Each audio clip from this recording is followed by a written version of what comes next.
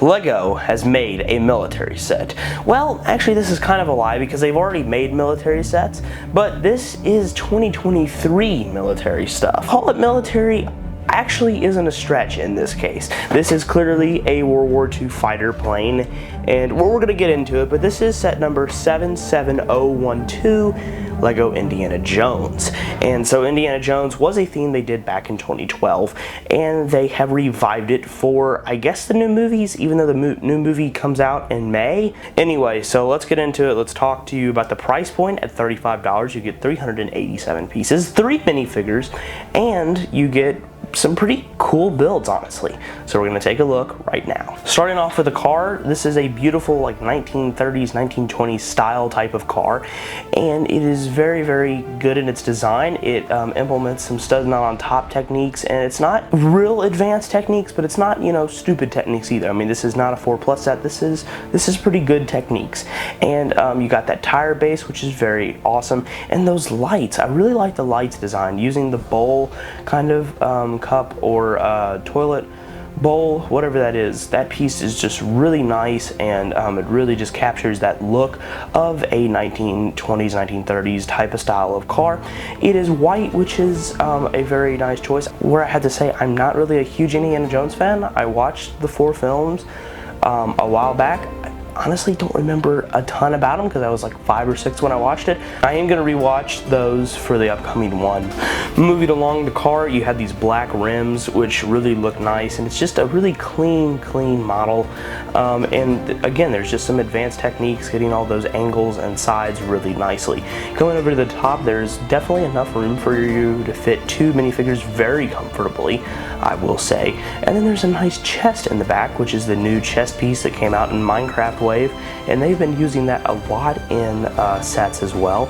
Then there is a little suitcase compartment where you can put a suitcase, which is just brilliantly using all the space you have in this, and this is just a very nice car.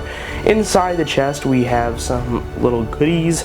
I believe one is like an umbrella, like English umbrella kind of thing, and then another one is a printed tile, which I'm honestly not sure what that is. Moving along to their little side build that they include, it's built up on a tan little plate there, and then you got this little grass and foliage, blah blah blah, and then this sign that says Berlin and an arrow pointing, which is very nice, and then a tunnel which I believe is referencing a scene in the movie. So this is a nice little side build. You know, I mean, is it really needed? No, but it's a nice little extra. Moving on to the plane itself, which is just very, very beautiful in my opinion. I loved how they were able to curve the wings up. That really makes this set, and it, you know, is accurate to a World War II fighter plane. I believe this is a World War II measurement, I believe, but I'll have the correct plane up on screen right now. But for Lego, they did an excellent job. I collect Brickmania kits, and they, you know, are very expensive, but they, you know, do really cool planes, tanks, all that good stuff, minifigures from World War II. And this plane really is cool, and also I like the inbuild of these newer type of stud shooters. They're not the bulky kinds. They really actually kind of fit into the model. I mean, they're still a little janky, but I liked it, and that is a nice play feature for the kids, and yeah, it's really nice. But I really just love the angle of the wing, and they did that by using ball joint connections. Sadly, you cannot move them, but then they put a stud to kind of, like, you know, hold it in place, and yeah, they're very strong and just very striking. You have this beautiful sand green stickers all around, and yes, that's right, they are stickers. I really wish they were prints, but oh well. And then also the cockpit area is a sticker as well, and I noticed on my cockpit itself it has some scratches that came in the box, so that was a little disappointing. You can remove the cockpit into a little interior you have some like fuel gauge, I believe, and a speedometer, and then you can comfortably sit your figure in there, and it's a very nice little area. Got that reddish brown for a chair, which is very nice to see. Moving along to the back, it's a nice thick plane. I mean, you know, in actual real life, would this have been that thick? Probably not, but it has to be stability, and I mean, there's no break in this, okay? I mean, you know, you can bend it, you can swoosh it, I don't know if you can drop it, but I mean, it's very rigid.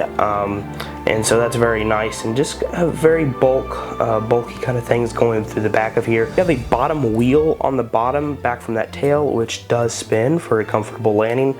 And then the front landing gears, you cannot move those, sadly, which I wish you could. Like, I don't know if that's how it would have been in real life, actually. Now that I'm thinking about it, you probably can't move them, but it would be nice. I mean, you can just take them off, but it would be nice for them to like maybe fold up so it just looks a little bit cleaner in the air. But now that I'm thinking about it, probably the real plane didn't move, so this is a moot point. When I saw the pictures for these minifigures, I got really excited, fellas, because now we have a World War II German pilot. That's right, they did World War II German pilot, or World War I, or in between, because Indiana Jones was in the, I believe, the 20s and 30s. But yeah, this is clearly a World War II German pilot, and I mean, they did World War II German soldiers, they did World War II Russian soldiers, so, you know, I mean, to say Lego does not do military stuff, that is completely wrong. And I'm also shocked they gave him a gun. That is crazy. I mean, is it a Luger? No, it's not a Luger, it's not, you know, the actual German weapon of the time, but it is a revolver, and the fact that they did that, I'm actually a little bit shocked that they did that, especially how non-military, and how they say that they're not for guns and not, you know, in that, and they don't want kids replaying all that and stuff. Well, here you go, Lego, here's what you're doing, which I'm glad. Continue it, please. The absence of leg printing is a little disappointing here, but I will take that torso print any day of the week. Moving on to the big man himself, Indiana Jones, which you get a whip and a gun with him. He has this beautiful beautiful hat up there, and it's a hat and hair mold. You get a gun holster and a gun with him, and then also that dark brown jacket with tie. Just very, very cool. His back printing is a little lackluster, but and that whip is the same whip we saw back in the day. So this is a nice figure in my opinion. Moving on to the dad, you know, just a very, very kind of explorer kind of minifigure, which I like. Just basic front and back printing, nothing like too special going on here. And then you also do get this 1x1 reddish brown tile print, which again, I am not exactly sure what this is supposed to represent. You Indiana Jones nerds can correct me in the comments, because I know you're there. But anyway, yeah, this is a very cool set.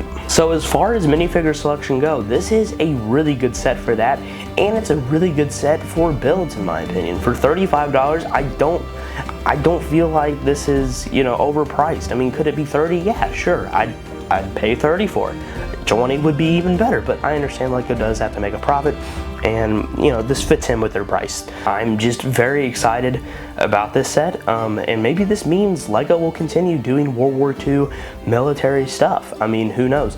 They did it back in the early 2010s, you know, that kind of time period. They were doing a lot of stuff militarily. They had colonial period with Pirates of the Caribbean and Pirates, and they had their Castle line. So maybe we're starting to see a little bit of a resurgence of themes like that coming back. I don't know, but that would be very, very cool to see. If you want to support the channel, please check out my Brickafit minifigures. We have French and Indian War stuff. We have the World War I stuff, if you like that kind of stuff. And then we also have Mary Todd Lincoln from the Civil War. Thanks for watching, and have a great day.